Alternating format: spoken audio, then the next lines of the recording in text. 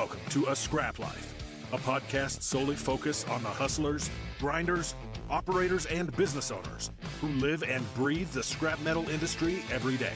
We are the original recyclers. No suits required, just guts and hard work. Here is your host, Brett Eckhart. All right, guys, another episode of A Scrap Life. I got the pleasure of conning John Betz into sitting down with me. We've already done kind of a smaller, shorter Cliff Notes version podcast for our Recycled Idaho. But, you know, I've met John with Argus Media. I met him via LinkedIn. And, you know, when you just have that feeling that someone's super passionate about an industry that you're super passionate about and you want to just connect with them and kind of see what they're up to. That was kind of my introduction to John. He's an aluminum guy through and through, but truly a scrap guy. And so I'm super stoked to sit down and interview you, chop it up with you. So thanks for sitting down, John. Good to finally lock you down. Yeah, for sure. When was the last one we did it? It felt like a long time ago. 4 months. I want to say 4 or 5 months ago. Maybe it was like when we very first started doing recycled media, or recycled Idaho. We wanted to kind of get some experts in their field, and you being, you know, pretty strong knowledge base on aluminum. We were like, all right, let's get John on here. Let's talk about aluminum, see where it's going. At that time, aluminum was like $1 or like 96 cents or something, right? Oh yeah, it's been a real roller coaster. This morning, you know, you probably got it in your inbox, but you know, I shoot out that daily, you know, used beverage can email that I do because I do a daily survey of the market for us, and so I put a little bit of a couple macro bullets in each one, just so there's something in there to, you know, to go on before I start my one-on-one conversations with everybody. And this week we are down 10 cents from last week. That's but wild, we're still really high though. Historically, it's still a know. weird time that it could fall 10 cents and you're like, oh, it's still pretty up there, you know. 10 cents is a wild move in aluminum. Like, just to give people a little bit of color on like how big of a move is 10 cents in aluminum. It's like almost unheard of, right?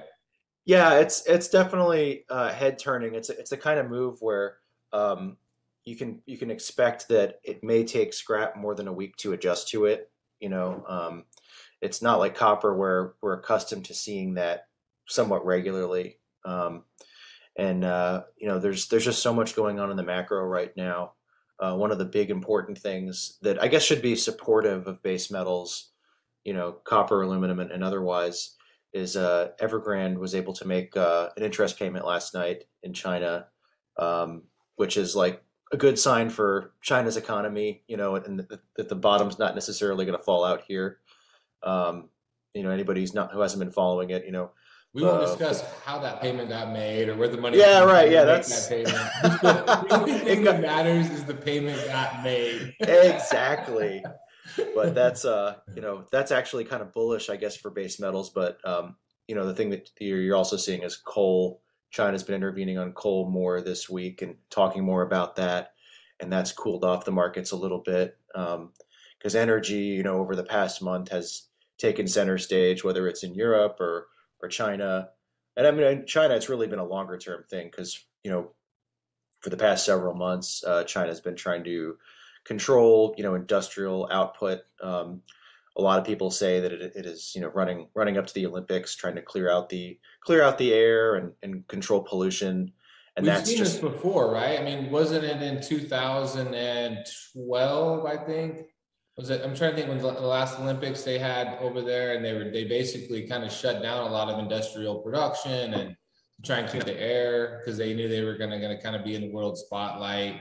It feels like a similar, like I'm watching a similar movie or, you know, part of a similar deal again.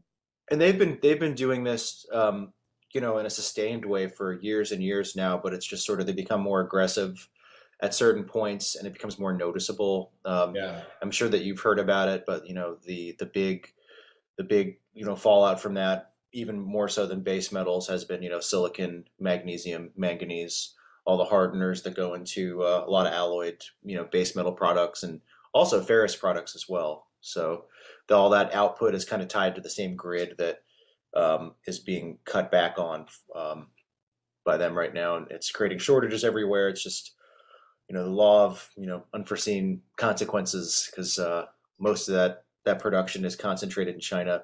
We have a little bit of magnesium and silicon in the U.S., but nowhere near independence or anything. So for all the people out there that don't understand the role that, say, magnesium and silica play in the manufacturing of aluminum, do you want to give us just like the Cliff Notes version, without going too far into the chemistry, just like what it takes to make an aluminum ingot, alloy, sow that's required for, say, a casting house or an aluminum sheet mill or whatever? Like how many additives and how much of that is actually required to, and you can go into it, go any direction you want, but I just kind of want to give people maybe a little bit of background that don't understand the production side of aluminum before it actually gets made into something that they see on the store shelves. Yeah, and aluminum is one of those things where it's hard to talk about broadly sometimes, because there's just a bajillion alloys, especially on the wrought side. So rolled flat alloys. But broadly speaking, the magnesium shortage is going to have a bigger effect on coil and plate and sheet and all that kind of stuff, because for the most part, a lot of cast alloys, a lot of the common cast alloys, that you use to make cast parts, really, when they're making those alloys, they really don't want magnesium in there. But for rolled, they do. And silicon is really big for cast alloys. So, 380, B390, just things that go into basically die-cast aluminum parts that are in pretty much everything mechanical. Small engines, big engines, automotive is the biggest end market for that stuff, but it's kind of everywhere. But and then silicon also goes into some wrought alloys as well.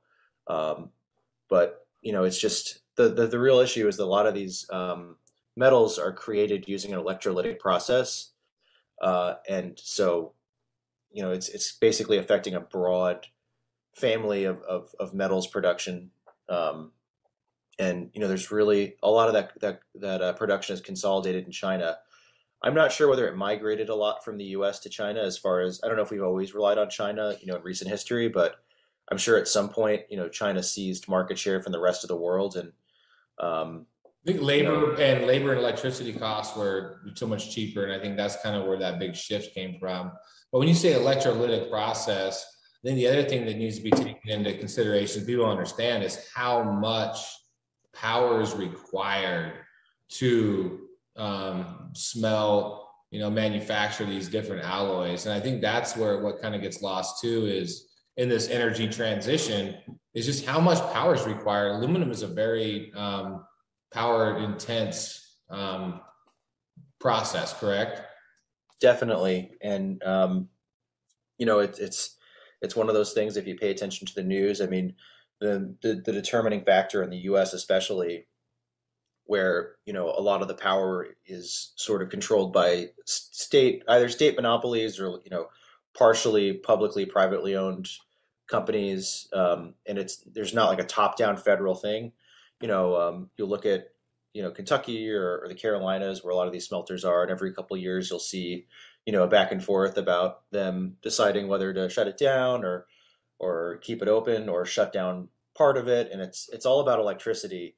And with China, they receive subsidies that we really don't get here in the U.S. And it varies by province a lot. And I think China's willingness to do that is sort of like waning. They're going to try to allow some of this production that's maybe less commercial or less beneficial to fall by the wayside. Feels like as they transition maybe from, like, say, a third world to second world to first world country, it feels like the first step always is, labor is cheap, and, you have these industries subsidized by government.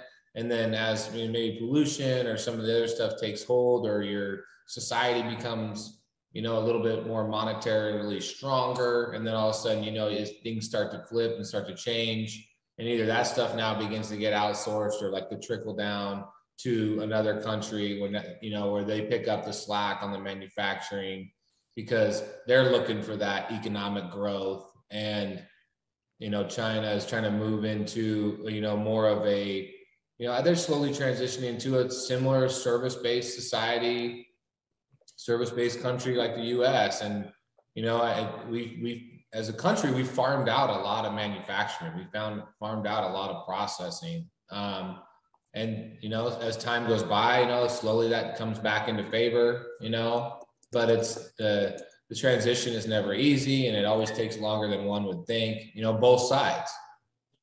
Well, one of the things you see too, it's particularly relevant to aluminum is kind of moving away from primary and towards scrap. China, has been cracking down on, buying sort of lower grade scrap and silver from the U.S. and sorting that over the past 10 years. It's been a very long process. Actually, I think a little bit longer than that. I think green fence began a little bit before that, technically. But one of the other sides of that coin is cost of labor, and sorting scrap is very labor intensive, and there are people that get paid a lot to do it because they're very good at it. And a lot of that stuff has migrated out of China to Malaysia, to Indonesia. Not just because of labor, because China's also trying to again crack down on importing sort of dirtier scrap, but labor is also a big picture for it. It's cheaper to do it in those countries, and it's always going to migrate that way because until everybody has heavy media plants and has made those investments, hand sorting is going to continue to be the norm in a lot of places. It takes time for sure. So I want to kind of like go back to the beginning because like this podcast really is about like individuals in the scrap industry that kind of love it, that are, and someday I've kind of put it out there. Someday, like my vision with the scrap life is just to take it to other industries of people that are just scrappy in general, right? Like hustlers, like dirty jobs type stuff. Yeah, they just kind of found a way to like love something that a lot of people might not love, and then they found a way to like make it a career, a business, a lifestyle. But for now, because there's so many like awesome people in this industry to like still talk to, like I'm not gonna go there, right? I still enjoy just talking to the real like scrap people that just love the industry like I do. And I obviously, I read your story. We talked about it a little bit earlier that your friend, tell me his name again.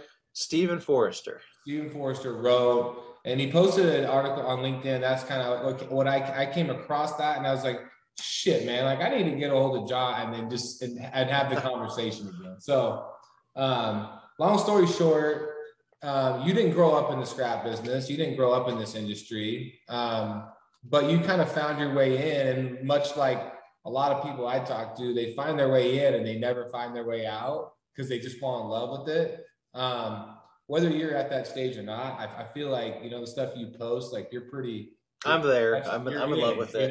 Guilty. I feel like you're in. So that was the reason for me to reach out to you. But why don't you just give me a little bit of background on, what you did previously and kind of how you made it into the scrap metal recycling industry?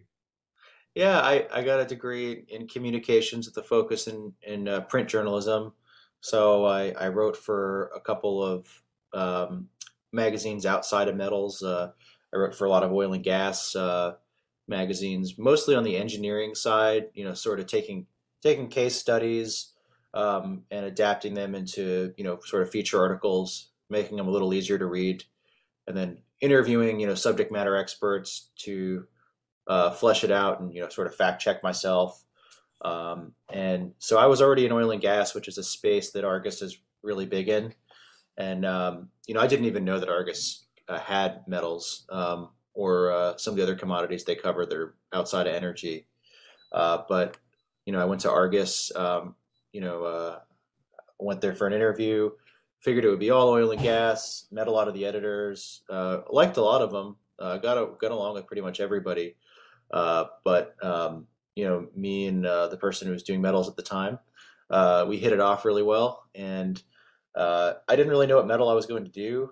He assigned me aluminum, and I, I thought that was pretty cool, but also just didn't have very much information to have an informed opinion on it. But I was like, okay, we're gonna go with this, and Did they just um, kind of just tell you to go out and just throw you to the wolves and just say, or do they? I mean, because I mean, it's kind of I've heard, I know there's kind of two schools of thought. Like I can tell you everything I know and kind of influence your beliefs, or if I hire you and say I want you to just go out and learn, and you were gonna learn maybe some stuff that I never would have thought, or you're gonna go down a different path than maybe I would have led you down, but you might have found a better way. well, he gave me a list of. I mean, he helped me along, and I got some training from him. Just what he knew, but also I did a lot of cold calling, which served me well in the long run because I feel like I cold call all the time now because you have to find people that are either well that are willing to talk and also have the time to talk. Mm-hmm. Whether it's on the buy side or the sell side, but I talk to a lot of dealers, and I won't name them on here just in case people are not comfortable with that. But I Yeah, almost I wish I mean, could because I had so many people that were more patient with me than I ever would have expected. Because I think now, hopefully, I have something to offer them when I give them a call. I can kind of maybe, give them some information that is helpful, and we can kind of have a back and forth. But in the beginning, you don't, you don't have anything to offer, and you're the one do asking all the you? questions. And so, what year was that you were cold calling? 2015. Okay, so do you feel like, because I feel like, and I would like to think if there's anything that I can kind of put a stamp on in our industry, it's my goal is to get people to open up and talk to people about how, like, what we're doing, right? I mean, I'm not telling you to give away trade secrets. I'm not trying to tell people to give away, but I'm also saying, like, at some point as an industry, we have to speak up and say, like, stand up for ourselves and say, hey, this is all the good stuff we're doing, right? And then to go even deeper is to stand up and say, here's all the good suppliers, here's all the good consumers, and help promote those people. And then as a final piece, be open up to guys like yourself in the industry that are kind of helping us determine pricing structure for our customers and whatever else. If there's anything I hope to promote, it's just a little more openness in a kind of an old school industry, right? Yeah, because I think a lot of people, and God bless them, it makes sense to some. They have their book of business, and they don't need to talk to anybody else, and they don't necessarily need to be super transparent or out there on the conference circuit, like they're happy and making money. But at the same time, though, I don't know. It's always nice to meet new people, and hopefully some of those people come out of their shell a little bit more as they're given more opportunities with stuff like LinkedIn or um, or as new family members enter the business or whatever, because there's just so many more. You know, there's a limited number of consumers, but with dealers, I'll never meet them all, and a lot of them are Yeah. just really cool, and I try to meet as many as possible. So. So what are the similarities between, say, the oil industry and aluminum? Like, what are I'm curious what the similarities are, and then maybe like what the big differences are. Well, there's a lot of problem solving. For oil and gas, you have upstream, EMP stuff where they're trying to get the oil out of the ground and do it economically and somewhat environmentally. And for scrap, I mean, scrap is a resource that we have, and um, we're trying to figure out how to use it properly.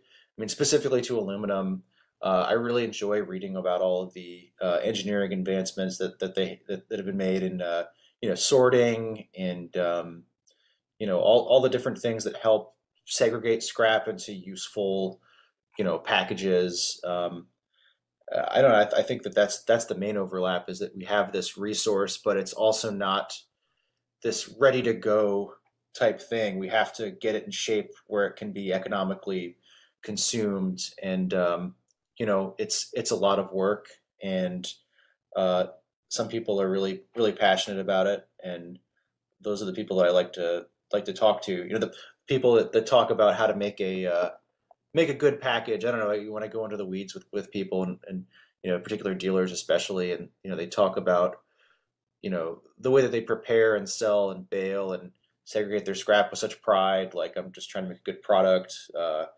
want to strengthen the relationship by what I send people. I stand behind it. And I think it's just interesting, because what you're taking is waste metal, and you're cleaning it up to this particular standard where it looks pretty and is, Yeah. I don't know, just the transformation is just fascinating to me. Well, I guess I never really thought about that way. I mean, oil, you're basically, it's like you're mining it essentially out of the ground, and then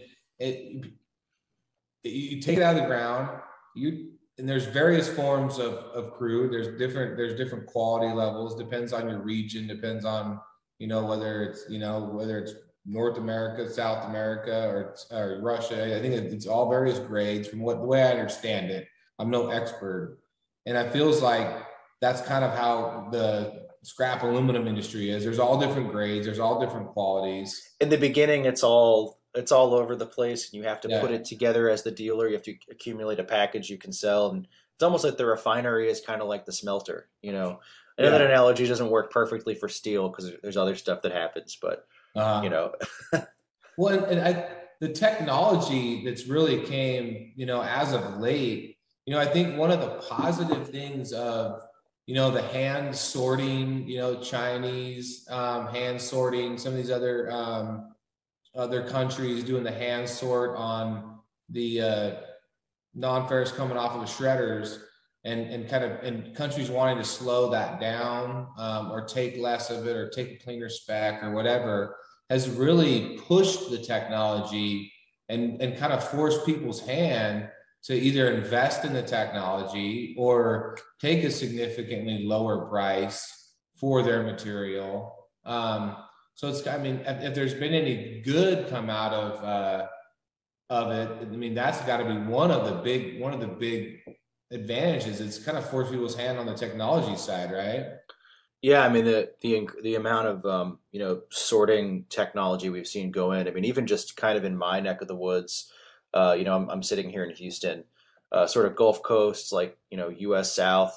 We've got Levitated, got Audubon's new plant, we've got Alltech, the Alter joint venture, and then Schnitzer put in a plant in Georgia that started not too long ago.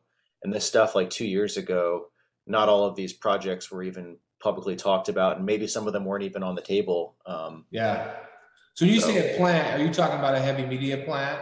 Yeah, heavy media, and some of those are consuming their own shred internally, and some of them are buying Zorb on the spot market and then making Twitch and selling that and exporting it even. It's I think that's one of the biggest game changers that happened this year, is that there's always been a little bit of an export market for Twitch, which, again, anybody listening who doesn't know, Twitch is it's basically a floated aluminum scrap package. So the light fraction that's made out of aluminum that comes from car shred, that's floated, and what you're left with is a very clean aluminum product, mostly cast aluminum. But there's always been a little bit of an export market for that. But at the beginning of the summer, that really took off for the first time, and I was talking to people regularly who were sending their Twitch overseas, which is fascinating, and that's only going to drive more investment in this stuff. It's really being able to rely on either the export market or the domestic market, depending on what's going on. It really helps justify the investments. Yeah, and it's just, and if you've never seen a heavy media plant in person, I'd strongly encourage, if you have a passion for the recycling industry, like super cool. I do. If you've never seen one in operation, the first one I seen was my dad is really good friends with Jay Rabinovitz from Alter Trading. Nice. And and Jay used to work at Schnitzer when I was coming up. So we were, a 50-50 joint venture partner with Schnitzer for almost 20 years. And so I was lucky enough to be able to see what Schnitzer was doing on the shredder level, big yard level. I actually went down to toured their Alabama and Georgia yards earlier in my career, where they have a big wire chopping line down in Atlanta. Also very cool. Yeah, which is a very cool process in itself. And so when Jay went to Alter, we always stayed in touch. And probably 3 years ago, maybe it's going on 4, man, time flies. But my dad and I flew up to St. Louis to go spend some time with Jay and shoot the shit and just, and say hi and tour some of his yards that they have up there. And they took us to their heavy media plant. I think it's in Milwaukee. I forget what. They have yards up there. They've got one in Davenport, and they used to have one. Davenport. It was in Davenport. Yeah, that's the one that's functioning now. Because they used to have one in Wisconsin, I think, that got idled, a smaller one at the beginning. Yeah, I think it was a quick flight from St. Louis to Davenport, if I recall, and so we went there and we walked that plant. And at that time, they had they're feeding multiple shredders into that plant, and it was eye popping, right? Like, I'm old school. I come from basic scrap. We don't own a shredder. I have no plans to open a shredder. I like the style of business that we do. But it doesn't mean I'm not fascinated by it. It doesn't mean that I'm not super intrigued by the process and kind of what happens to our material at the end.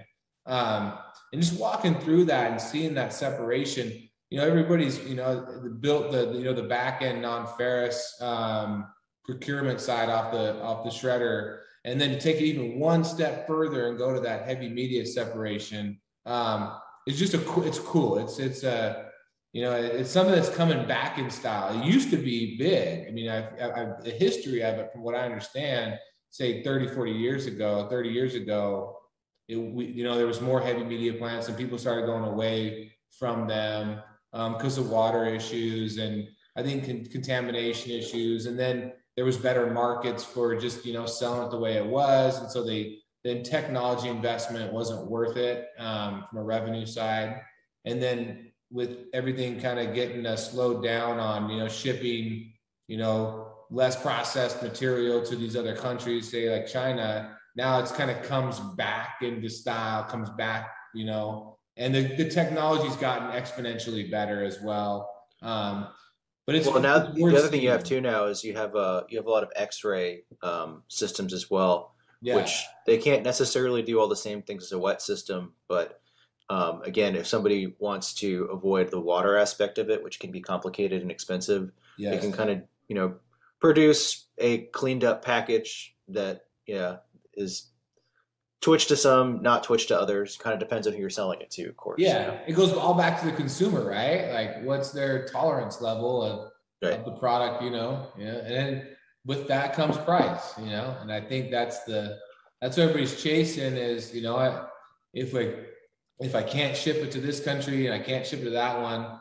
I've always said, if you make a good product, then the goal, the best recycling companies that I know of, and this is what I kind of learned as coming up in the business, the better product you make, the more options you have.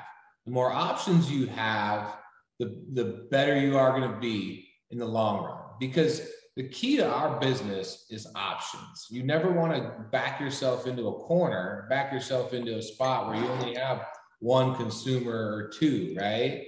So your goal is always to give yourself as many options as possible for your product. And how do you do that? Well, you clean it up. You create a product that is A, more people want to consume, and B, they want to consume it from you because they know what they're going to get. I think a lot of people were scared to invest in some of this stuff, though. I mean, just broadly, new processing technology, though, because China is kind of unpredictable with what they're going to do. But I think people have realized that, it's not that China's not a big determining factor anymore, but there's more to it than just China. And if you make an investment and China changes the rules, there's still other countries you can ship to. There's plenty of, U.S. consumers that you can make inroads with. But I know for a while, like when I would ask people about that, if what's holding you back from making an investment, if there's anything, it's that. It's like, what is China going to do next? If we're gonna do X, and China's going to change it up on us again. But that hasn't stopped people. Clearly, there's a lot.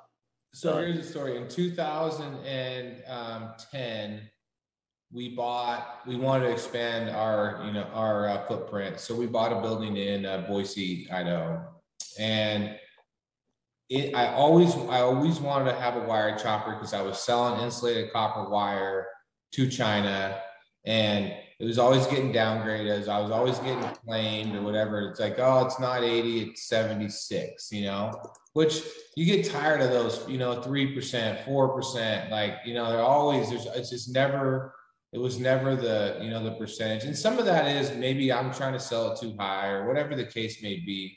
But I said, my goal is to, in our new facility, I want to put a wire chopping line in, and this was in 2011. And so 10 years ago, we put our first wire chopping line in, and people were like, why are you putting in a wire chopping line? Don't you know that's a pain in the ass? Do you know how much work that is? Yada, yada, yada. And I said, I know, but I just want to know that whatever I chop, it is what it is, right? If I call it 80 and it comes out 75, that's on me. It's not on anybody else. It's on me. But if I call it 80 and it comes out 85, great, So we made the investment, and like looking back, it was the best investment we made, because what we were doing is saying, we want to make ourselves a product that's consumable here in the United States, but also if other countries step up and they want to pay, you can still export it. Then you can export it, right? And at that time, we were making a domestic product. And that was kind of important to us. I mean, anybody that watches my stuff, I'm pretty pro-American. I'm pretty pro, like, hey, let's keep it in-house if we can. Let's support our base the best we can. And not because I don't export stuff, but it's just like, I saw a product that I could make that could be consumed here. And plus I was just tired of the headaches. And now, I mean, I look around and there's a lot of people putting in wire chopping lines, probably for the last, few years. And yeah, you were ahead of the curve. I mean, I think that was the talk for a while. So it feels like that's a similar process. What you're talking about is that's where people have got to the point where, like, I'm just going to make a really good product. I'm going to make the investment, and the consumers will find me because they know I'm going to make a good product, right? That's consumable domestically, export, whatever. And the thing too that is still ongoing, and it'll be a while, I think, before we have a long-term answer to this, but really not a lot of Twitch or Zorba's going to China or Hong Kong right now. Malaysia's phasing in some stricter standards. The only country that's really going the opposite direction is Indonesia. Is kind of loosened up on their contained waste standards a little bit. But overall, though, I mean, I'm hoping that these investments, it would be cool if, like you said, if some of these investments resulted in some of this upgraded material, staying in the U.S. And yeah, we don't really export ingot anywhere. I mean, not in huge quantities, like aluminum ingot, derived from scrap. But maybe that's the next step. I mean, you never know. I mean, but my take is on that, and I'd be curious on yours, John, but whoever can figure out how to generate, this is like moving forward, right? Whatever country can figure out how to generate the cheapest power is going to be the next big aluminum player. And the cheapest, I want to say green power, because there's some of these countries, the crackdown's coming, right? Whether it's internal, external, other countries putting pressure on other countries, hey, investors putting pressure on companies. Investors putting pressure. So I feel like whatever country can kind of harness the most green power, whether that's hydrogen, whether that's nuclear, whether that's solar, you could make the case for any of it, or you could make the anti-case for any of it, I'm sure. but I feel like because aluminum manufacturing is so energy intense, I feel like that's the next big, and I'm talking, a decade or whatever down the road, maybe longer, whatever country can harness and that generate that the most cost efficient power has got the best chance to, really take the aluminum market to the next level. And that's what you've seen with primary. I mean, the Gulf Aluminum Council, the GAC region, the Middle East. I mean, that's one of the fastest growing areas because of the access to, affordable power. And yeah, I mean, I'm sure secondary, and remelt aluminum may also follow that trend at some point too. But yeah, I mean, there's just so many things going on right now in the U.S.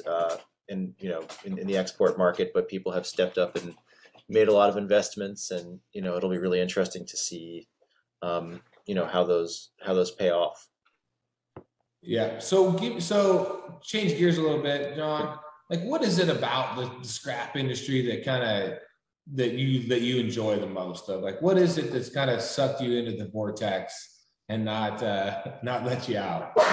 Easily the people. Yeah. I love talking on the phone to people and just keeping up with them, and just I don't know, just the stories they tell, and I don't know, that part of it has always been the best. And that's whether I'm talking to somebody on the phone or WhatsApp or email. People just share so much with me, business wise, business related and otherwise. And I just really, hope that I continue to have those conversations with people. I think the minute that I stop having, those kind of interactions, it might, I might not like it as much, but I still like all the metal and technical aspects. But it's definitely who is involved in all those things that really powers it. The people make our business, and I really believe that. That's one of the reasons, like, I love this podcast. Is, I mean, I don't monetize it. I don't make any money off of it. It probably takes time away from my schedule, but I feel like the return on the investment is good for me from just the people standpoint, right? The people I get to talk to, like, hear what they got going on. And so that is how I monetize it, right? I monetize it in just, the people side, and being able to shoot the shit with people that are interested in the same thing you are. But also, I mean, that's one of the things, about the scrap industry. Yeah, there's still some old school components to it, but the old school stuff that's lasted is the relationships and the handshake deals and the, hey, I'm going to tell you what I'm selling this for, John. Just publish it without, like, put it in there so everybody has a good guideline, but I don't even know where it came from type of, communication. And I hope that with the consolidation that's going on, I'm not going to say it's good or bad, but I hope that, 10 years from now, we still have a lot of, still have a lot of independently owned businesses out there, that have all those family ties and those family stories, and that, all the consolidation we're seeing from the steelmaker side of things doesn't sort of suppress that. That's my fear. It's going to make it tougher. It's like anytime you get, you build up a few monopolies, or you build up, in one industry or another, they kind of have a way of sucking the gas out of, the little guys, but making it so expensive to operate. And, either you got to grow with it, or you've got to, you're going to get stomped out. And, I think you can fight the battle for a long time, but it's just what I feel like what happens when you get these big consolidation moves is it just makes it more expensive for the little guy to stay in business. All the regulatory pieces and parts of it, it starts to become a little tougher for the average, 1 yard, 2 yard guy to really thrive, because, what the cost of doing business is just so much more. Yeah, for sure. And, I think that as more consolidation happens, I feel like the smartest thing for these larger companies to do is to really make sure that they don't take for granted the families within the companies they're acquiring, and like that sort of stored knowledge. and, allow people to sort of be regional and run themselves and not centralize everything. That's kind of the way of the public company, is to centralize everything. But at the same time, though, at that local level, there's a lot of like know-how that may not be in headquarters. So, and a lot of relationships that these companies and individuals have formed. It goes, all the way back to relationships, but a lot of these relationships that people have put into place, and whether it's, vendors or, other recycling companies, whatever, that they've kind of locked into place, and it's kind of got them to where they're at today. And you have to make sure that transition is handled correctly, in my opinion. Right. I know that like you were saying, you have perspective on the whole, sort of larger public scrap company thing because of your partnership with Schnitzer. Yeah. And that helped us. I mean, I'm so grateful every day. I mean, for the opportunity to be partners with Schnitzer for as long as we were, because it taught us it taught us how to think like a big business. But then every day we had to kind of live in our own little world over here in Idaho, in Oregon, and just trying to kind of and still do the day-to-day run a small business, right? And I think that if the advice, the knowledge that we were given on kind of how to mature and think more big picture, like I was just having this conversation yesterday with John Sacco, and I said, that's one thing that Schnitzer taught us, was just kind of how to think about different things, whether it was finances or growth. How do you do it? And it really gave us, I feel like it gave us an edge, just because it gave us kind of an extra piece of knowledge that you don't get unless you're kind of in bed with somebody, right? They rely on you, you rely on them, that day to day. And so I'm always, I don't ever talk. I'm not much of a shit talker in general, other than just to my family and friends, just back and forth banter. But when we ended our relationship with Schnitzer, it was our goal to end as amicable and as peaceful as possible. I mean, we did. I still sell them a crazy amount of material every month, and I still have a lot of good friends there. But we were better off as a family-owned operation. I think luckily we're decent sized enough that we could weather the storms of the regulatory side and whatever else. But we got that knowledge, we got that that how to operate a little bit bigger than maybe we were, and that helped us out a ton. Sure. So give me a little background on you have married, you have kids, what a single guy, what do you got? I'm engaged right now. We're going to get married in December.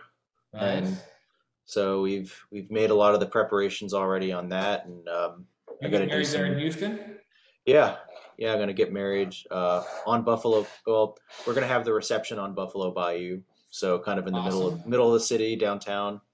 And with COVID, we're not 100% sure what the outcome is going to be as far as who's attending, but we've gotten a lot of RSVPs and things seem to be going well. So I'm not as worried as I was 6 months ago. So I figured this year and probably even next year, the wedding venue businesses are going to be crazy because there's a lot of weddings that just got put off. Oh yeah. No, we decided that before we knew what it was going to be like, in the latter part of the year, that even if things went south, we were still going to have some kind of wedding. We haven't delayed ours once like some people have, but we were like, we're not going to do that. We have to power through, even if it's smaller or different than we want it to be. Because, if you keep delaying it, like who knows what next year is going to be like, or the year after. You just gotta, bite the bullet. Yeah, exactly. And I think if COVID and this whole deal has taught anybody anything, I'm hoping it's taught everybody to be a little more resilient, and just say, everything isn't going to be perfect. It's not going to be, and everybody handles it a little bit differently. And I'm hoping it gives you a little bit more patience, everybody a little bit more patience for each other. But it's never going to be perfect. It's never going to be exactly the way you want it. You're just going to have to find a way to battle through it. So I guess that's my hope at the end of the day, where this thing goes, is just teach everybody a little bit more grit. Yeah. Yeah. And to not take meeting people in person or opportunities to meet people in person for granted, because you never know what's going to happen. And you've been able to now get back out on the kind of the trade show circuit a little bit this year. Yeah, I got to go to Israel Gulf Coast and San Antonio this summer, and then a couple weeks ago I was in Chicago for the roundtable, and some of our Argus people have attended some of the other ISRI chapter events. How are those events going from your standpoint? Are people excited to be back because I haven't went to one yet. I'm going to go to Vegas nice. March, but are people kind of genuinely excited to see each other again? Yeah, the mood was really was pretty positive. There's a lot of people that I wanted to see were there. And I was surprised at how few people that I was, planning on seeing decided to last minute to not go. And actually, I found the opposite. There were some people I talked to a couple weeks before Chicago where they were like, yeah, sorry, I'm not going to go. I'm just, being careful. And then I find out that they decided to come at the last minute. But I think attendance was still kind of off from normal. I think it was like half of what it normally is. But the energy there was good. I mean, people... It didn't feel like a ghost town. I feel like Vegas stuff done. I feel like Vegas could be a good year. I'm excited to see some people I haven't got to see for a while. See some people I've only talked to via Zoom. But I feel like Vegas usually gets a good turnout, and then where it's kind of been off the last 2 years, we had the virtual one last year. I feel like there's going to be some opportunity to, just to see a bunch of people that I've been looking forward to shaking hands with, drinking a beer with. And so I'm looking forward to Vegas here, 4 or 5 months. So looking forward to the trade shows myself. Yeah. I'm hoping to get out to Vegas or Consumers Night or something, in the first half of next year. We'll see what. Maybe some of the other conferences as well, some of the not scrap ones. Yeah. So parting shot, where do you see, and not price wise, but how do you see this aluminum market going the next few months? You talk to a lot of people in that industry, on that side of the business. Where does this thing trend? I'm really not sure. And I've definitely sort of made a lot of guesses and predictions sort of internally that I didn't share with people. And I was wrong about most of them. The transaction, I think this week is a perfect example of why it's so hard, because, we reached a new 2021 high, going back all the way to, 2008. And then, so up 10 cents, down 10 cents. The volatility is incredible right now.